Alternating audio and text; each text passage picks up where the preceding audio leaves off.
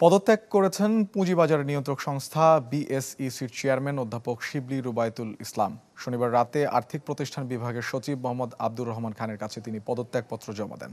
চিঠি পাওয়ার পর নিয়ম অনুযায়ী ব্যবস্থা নেয়ার কথা জানায় আর্থিক প্রতিষ্ঠান বিভাগ। গেল ২৮ এপ্রিল দ্বিতীয় মেয়াদে বিএসইসির চেয়ারম্যান হিসেবে ৪ বছরের জন্য নতুন করে নিয়োগ পান শিবলী রুবায়েত। বাজার কারসাজি নিয়ে নানা অভিযোগ রয়েছে তার বিরুদ্ধে। পদত্যাগের আগে বেক্সিমকো লিমিটেডের ফ্লোর প্রাইস তুলে দেন তিনি।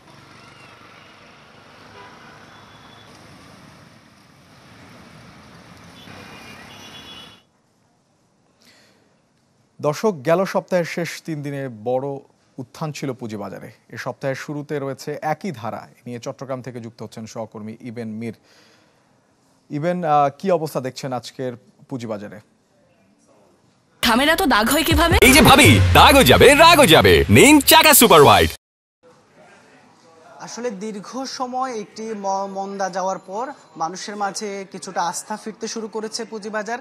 যেহেতু আওয়ামী লীগ সরকারের বিরুদ্ধে বারবারই অভিযোগ ছিল যে পুঁজিবাজারে তারা আসলে সাধারণ বিনিয়োগকারীদের টাকা লুটপাট হয়েছে, সে অভিযোগের কারণে কিন্তু যখন মানুষের সরকারের পদত্যাগের পরপরই কিন্তু বাজার একটি কোনো ধরনের হস্তক্ষেপ ছাড়া বাজার অটোমেটিক আসলে একটি বড় উত্থান হয়েছে বাজারে।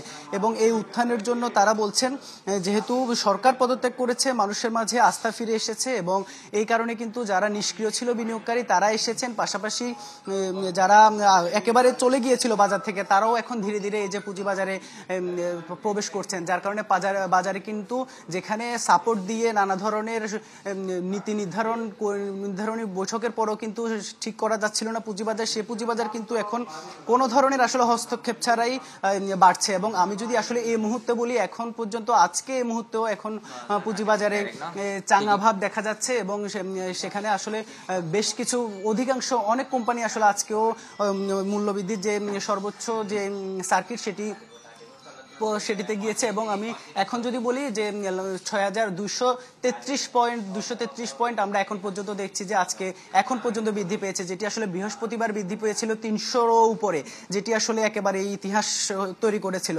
তো আমরা আসলে এখানে যারা সাধারণ বিনিয়োগকারী আছে তাদের সাথে আসলে কথা বলেছি, তারা যেটি বলছে যে এই ধারা অব্যাহত রাখতে হবে এবং কোনো ধরনের যেন লুটপাট এবং পুঁজিবাজারে সাধারণ মানুষের যে টাকা কেউ যেন আত্মসাৎ করতে না পারে, সে বিষয়ে যদি সরকার আরেকটু কঠোর মনোভাব দেখায় তাহলে এই যে পুঁজিবাজার আরো চাঙ্গা হবে। ইবেন, আপনাকে ধন্যবাদ।